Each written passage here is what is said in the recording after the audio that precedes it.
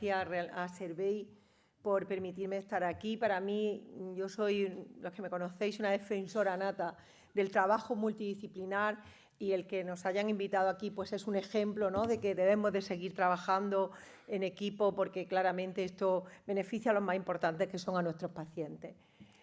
Bueno, realmente yo me ha tocado hablar de las metástasis hepáticas de cáncer colorectal, y vamos también a tratar de actualizar o comentar las guías más recientes a este respecto, yo creo, con novedades importantes en el manejo de estos pacientes. ¿Realmente son frecuentes las metástasis hepáticas del cáncer colorectal? La respuesta clara es sí. Hay más de un 30% de casos de pacientes que debutan con estadio 4 al diagnóstico, y hasta un 20 o un 30% van a aparecer metástasis a lo largo de la evolución de su enfermedad. Como muy bien sabéis, la localización más frecuente de las metástasis en el cáncer colorectal es el hígado. Hasta un 50% de los pacientes van a desarrollar metástasis hepática en algún momento de la evolución de su enfermedad, y hasta un 30 o 40% de ellos la única localización metastásica es el hígado. De ahí que nos encontramos ante un problema importante con el que nos enfrentamos los que tratamos a pacientes con cáncer colorectal. La segunda pregunta es si realmente podemos hablar ya de curación en pacientes metastásicos, con metástasis, en este caso hepática, de cáncer colorectal.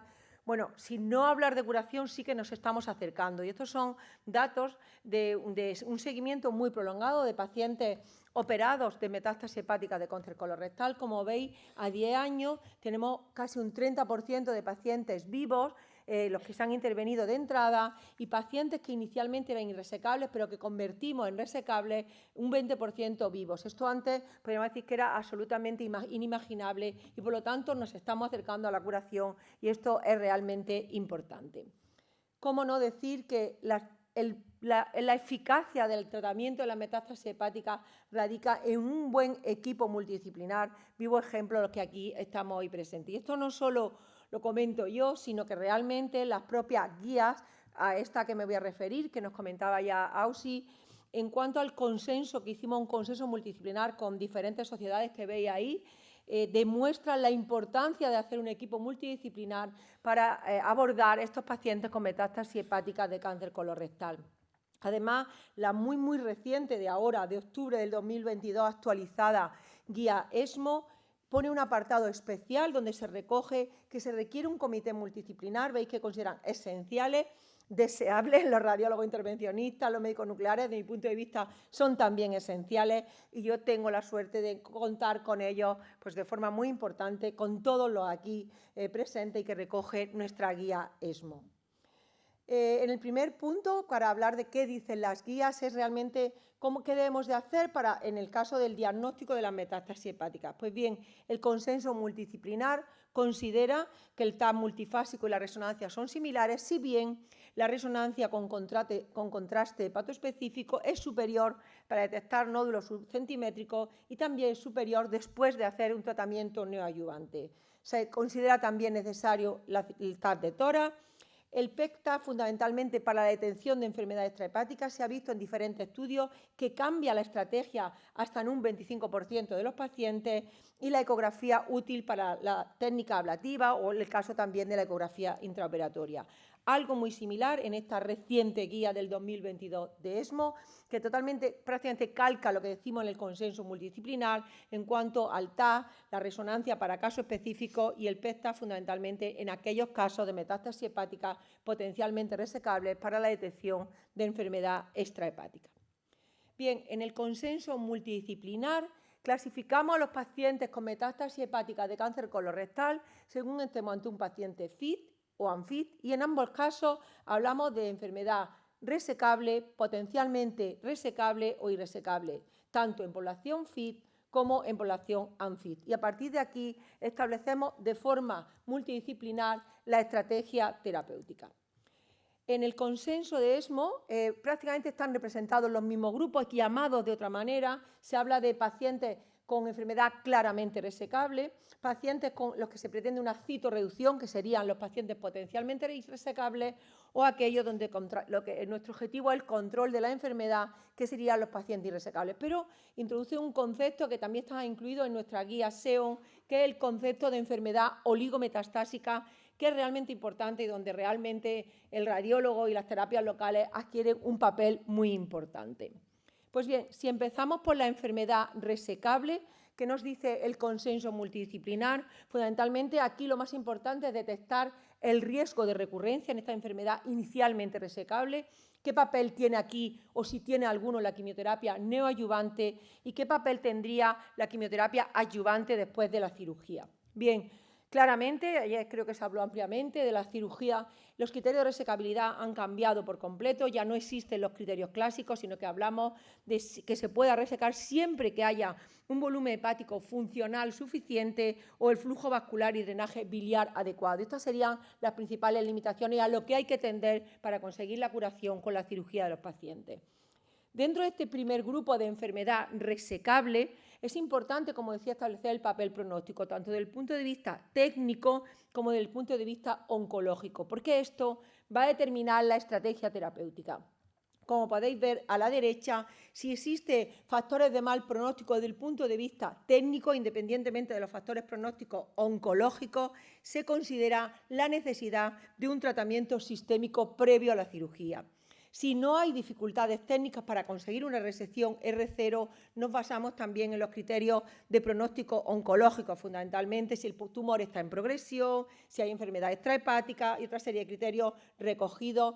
Y en caso de que existan criterios oncológicos de riesgo, es cuando nos planteamos en estos pacientes el uso de tratamiento sistémico. Pues bien, en base a esto que he dicho de forma muy resumida, ¿qué nos dice la guía? Aquellos pacientes que se consideran de bajo riesgo dentro de los que se han considerado resecables en el comité multidisciplinar serían pacientes para cirugía de entrada y en la mayoría de los casos, no voy a entrar en los estudios, pero sí que hacemos quimioterapia adyuvante. Aquellos pacientes de alto riesgo serían pacientes considerados a un tratamiento neoadyuvante previo solo con quimioterapia, sin tratamiento dirigido, que no ha aportado aquí ningún valor, y posteriormente ya cirugía y completar el tratamiento sistémico. Pero tenemos dentro de esta enfermedad resecable el paciente ANFIT, considerado aquel que realmente no es candidato a un tratamiento quirúrgico. Pues bien, la guía contempla qué hacer en estos pacientes resecables ANFIT.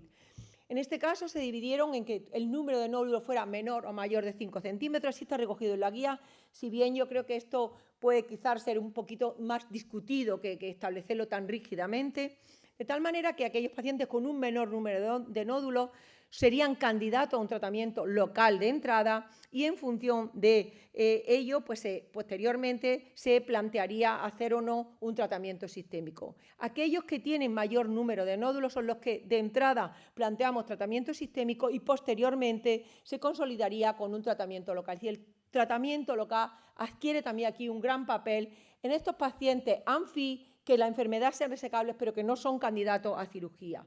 ¿Qué nos dice el consenso en cuanto a las terapias ablativas? Recoge las diferentes terapias y realmente la evidencia en cuanto a impacto en supervivencia global o a control local parece superior con radiofrecuencia o con microondas y también con radioterapia estereotáxica, habiendo estudios que demuestran impacto en supervivencia global y en control local de la enfermedad. Se establecen también en esta guía algunas indicaciones o contraindicaciones que yo creo que sabéis vosotros mucho más que yo, que creo que en definitiva deben de ser discutidas en un comité, pero en definitiva lo que tenemos que ver es que con estas técnicas locales estamos consiguiendo supervivencia a 5 años con radiofrecuencia que superan el 50% o bien con microondas o con radioterapia estereotáxica supervivencia a 2 años por encima del 75%. Existen datos muy importantes procedentes de un gran número de estudios que hablan del papel de la SBRT en estos pacientes. Como veis, en la mayoría de los casos, limitado a entre 1 y 4 metástasis y con un tamaño en muchos casos no superior a 6 centímetros, pero como veis, el trabajo de la doctora Rubio ya incluye hasta 14 metástasis y algunas de ellas de mayor tamaño. Y se han descrito con radioterapia estereotáxica medianas de supervivencia que en algunos casos superan los 5 años. Por lo tanto, la SBRT tiene un gran papel como tratamiento local en esta población de pacientes resecables y ANFIT. El segundo grupo de pacientes de los que nos habla el consenso multidisciplinar sería el grupo que llamamos potencialmente resecable. ¿Cuáles son las controversias, lo que hay que definir en este grupo? Fundamentalmente, qué hacer con las estrategias quirúrgicas, de las que ya me consta que se habló ayer ampliamente, y el gran papel que tiene aquí el tratamiento sistémico que llamamos la terapia de conversión para hacer la enfermedad resecable. Bien, para conseguir obtener una R0, porque hay un remanente hepático inadecuado hoy por hoy. Hasta ahora el gold estándar era la embolización portal.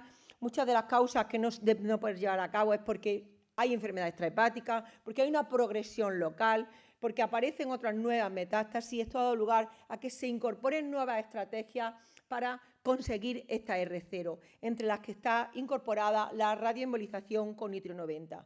En esta revisión sistemática en la que se utiliza el itrio 90 para conseguir la hipertrofia contralateral, incluyó 312 pacientes con 85 metástasis hepáticas. Se consiguió la hipertrofia contralateral en una oscilación entre un 26 y un 47% con esa mediana de tiempo. Si bien no son comparables, es verdad que de forma global parece algo inferior a la conseguida con el método estándar como era la embolización, pero sí se está incorporando como una muy buena estrategia en esta circunstancia de conseguir hacer resecable la enfermedad que inicialmente no se puede conseguir una R0. También dentro de la radioembolización tenemos los datos del estudio SIRFLOX, que os resumo que era un estudio donde los pacientes en primera línea se randomizaban a recibir solo con metástasis hepáticas y alguna metástasis extrahepática mínimas, tratamiento sistémico o tratamiento sistémico más radioembolización con itrio, y cuando analizamos como un objetivo secundario la posterior resecabilidad en el brazo del tratamiento con itrio, lo que se pudo ver es que en aquellos pacientes inicialmente resecables, como veis a la derecha, el brazo que incluía la radioembolización consiguió una mayor tasa de resecabilidad, y esta fue aún mayor, como veis debajo, en aquellos pacientes que tenían inicialmente una menor afectación del volumen tumoral hepático. Por lo tanto, ya hay datos del papel de la radioembolización en este escenario de pacientes. El tratamiento sistémico habría mucho que decir, ni mucho menos voy a aburrir con esto, pero sí que realmente es necesario este abordaje multidisciplinar combinando las distintas estrategias para llegar a la resecabilidad.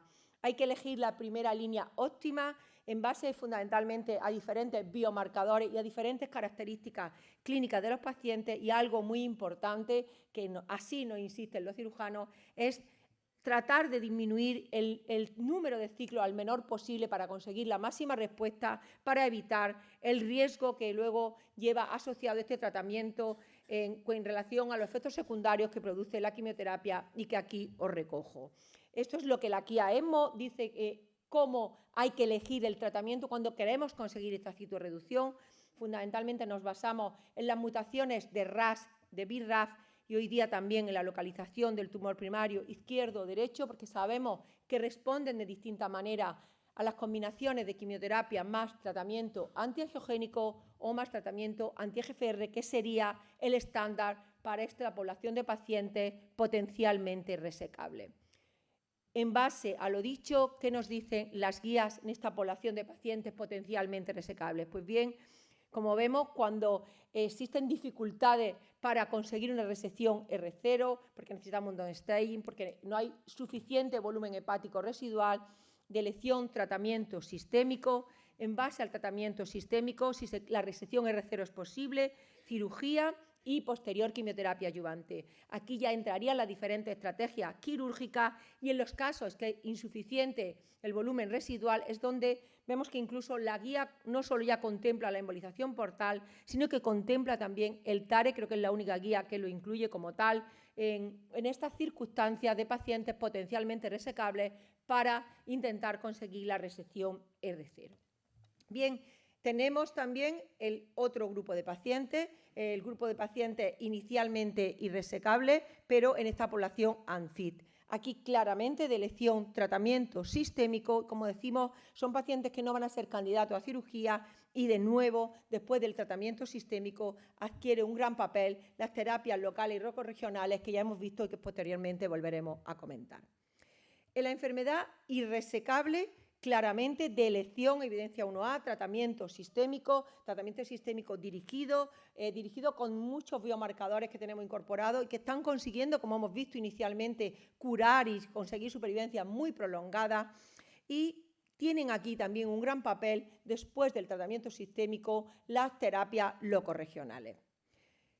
Incluso, ya sé que hubo una ponencia ayer, pero incluso ya se está valorando, y no solo se está valorando, sino se está haciendo un estudio del trasplante hepático en pacientes con metástasis hepática que hemos descartado inicialmente resecabilidad, tanto quirúrgica como opciones de tratamiento locorregional. Nosotros en concreto tenemos recientemente un paciente que hemos trasplantado, por el momento está bien y bueno, y en todo el territorio nacional ya hay incluidos varios pacientes.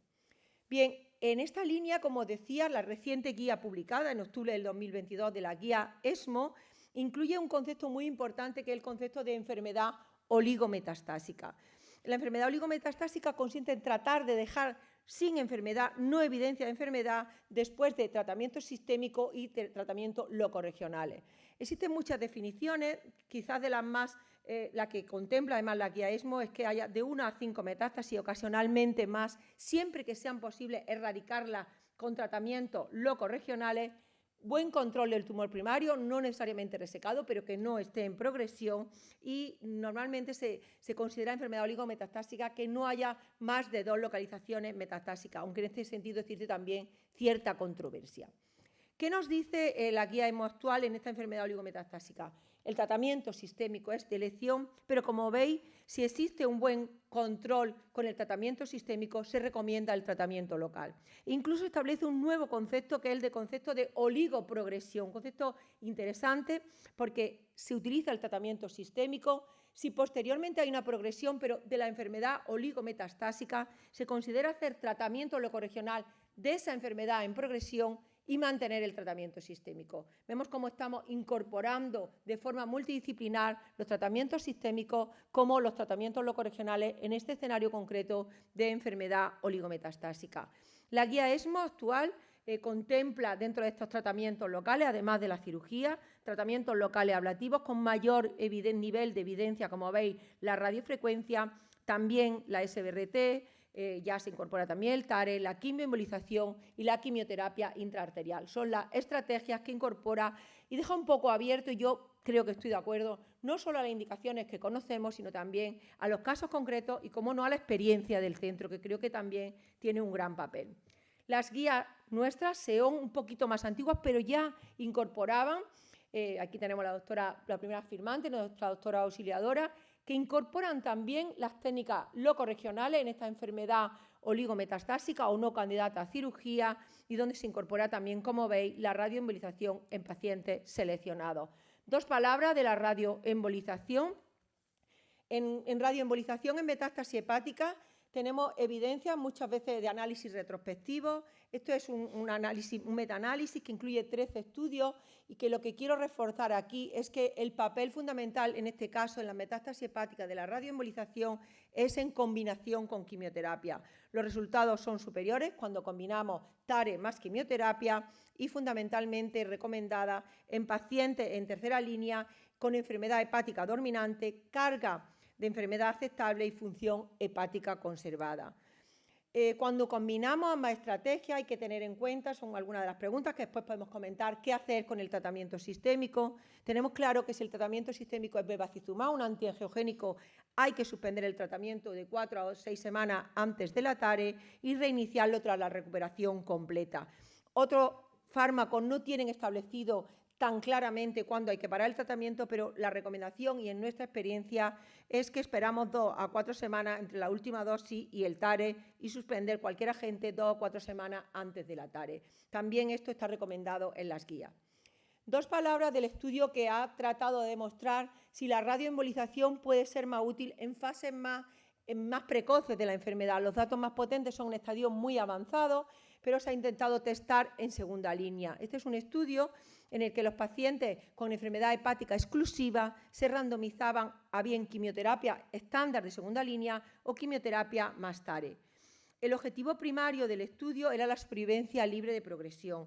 Recordar que estaban incluidos pacientes RAS mutados, que son pacientes de peor pronóstico, hasta un 47%, un 80% de enfermedad bilobar, el 57% tenían menos del 10% de afectación hepática y hasta un 40% tenían más de 10 metástasis. Bien, el objetivo primario es la supervivencia libre de progresión. Es un estudio positivo porque veis que la P es significativa, pero clínicamente el beneficio que aporta la TARE era poco relevante. Pero cuando se analiza realmente si existe algún subgrupo de pacientes que se puede beneficiar, son análisis por subgrupo, que hay que tomarlos con cautela, pero parece que podemos seleccionar algunos subgrupos que habrá que demostrarlo en estudios posteriores, como sobre todo pacientes con menos lesiones, menor volumen de afectación hepática, que incluyan agentes biológicos y a demostrar si aquellos pacientes con mutaciones de Carrá o de localización izquierda serían los que más se benefician, porque esto es un análisis por subgrupos, pero que creo que hay que seguir investigando. Lo que sí se vio en este estudio es que la supervivencia libre de progresión hepática fue favorable al brazo de TARE más tratamiento sistémico. De hecho, a los 18 meses, solamente un 1% de los pacientes en el brazo de quimioterapia no habían progresado a nivel del hígado, frente a un 20% de pacientes que estaban libres de progresión hepática en el brazo que combinaba TARE. Por lo tanto, creo que hay un grupo de pacientes que claramente se benefician en combinación con quimioterapia, pero que está por definir en estudios posteriores. En cuanto a algo que nos preocupa también a los oncólogos, los efectos adversos, no hubo más efectos adversos asociados con la quimioterapia en el grupo de pacientes que incluyeron el TARE, tampoco mayor discontinuación de la quimioterapia, ni efectos adversos graves. Las principales diferencias eran sobre todo efectos adversos asociados con la técnica de la radioembolización. En este sentido, la guía ESMO, por lo tanto, que recomiendan en enfermedad irresecable la radioembolización para pacientes con enfermedad hepática en el momento actual que han progresado a otras opciones de quimioterapia o de tratamiento sistémico, y algo que a mí me parece de interés y que yo en este sentido tengo experiencia particular, y es el uso de la radioembolización, también la quimioembolización, en los casos de consolidar el tratamiento. Tenemos muchos pacientes que tienen una estabilización prolongada y nos planteamos si este puede tener papel como consolidación de tratamiento. La guía lo recomienda, pero de momento todavía en ensayos clínicos. En el 2017 se publicó también por el doctor Aranda y un grupo de oncólogos españoles una recomendación en cuanto al papel y dónde estaría más indicado la radioembolización. Repetimos lo mismo, fundamentalmente que haya mínima o nula enfermedad extrahepática, una decisión multidisciplinar, pacientes con buen estado general, pacientes con una adecuada función hepática y sobre todo aquellos que no tengan más del 50% del volumen hepático afectado. Termino con dos palabras. Esto es un caso nuestro para que veáis que realmente estamos integrando ya muchas técnicas locorregionales. En este caso me voy a referir a la radioembolización en un paciente varón de 50 años que debuta con metástasis hepática múltiple, debuta con elevación de transaminasa, hacemos las mutaciones, es un paciente RAS nativo, candidato por lo tanto a tratamiento quimioterápico más anti-EGFR, que recibe con buena respuesta. Se vuelve a presentar algo muy importante que recoge la guía, es que no hay que descartar la resecabilidad o el uso de técnicas locales a lo largo de toda la evolución. Se considera que sigue siendo irresecable, progresa e inicia un tratamiento de segunda línea. Con este tratamiento de segunda línea se obtiene una estabilización de enfermedad, presentamos el caso en el comité y lo consideramos para hacer radioembolización. Esta se realiza en febrero de 2018 y posteriormente continúa con quimioterapia, la asociación de las dos técnicas. Este es el PET-TAC que teníamos de febrero del 2018, este es el de junio del 2018 y aquí vemos claramente la respuesta metabólica tan importante que obtuvo el paciente. Tuvo un mantenimiento de la respuesta completa metabólica de 9 meses, posteriormente progresó y continuamos con el tratamiento sistémico, pero estuvo 9 meses libre de enfermedad hepática, con lo que esto supone la calidad de vida para el paciente. Nada más, bueno, ya esperemos que pronto tengamos nieve y nada más. Muchas gracias.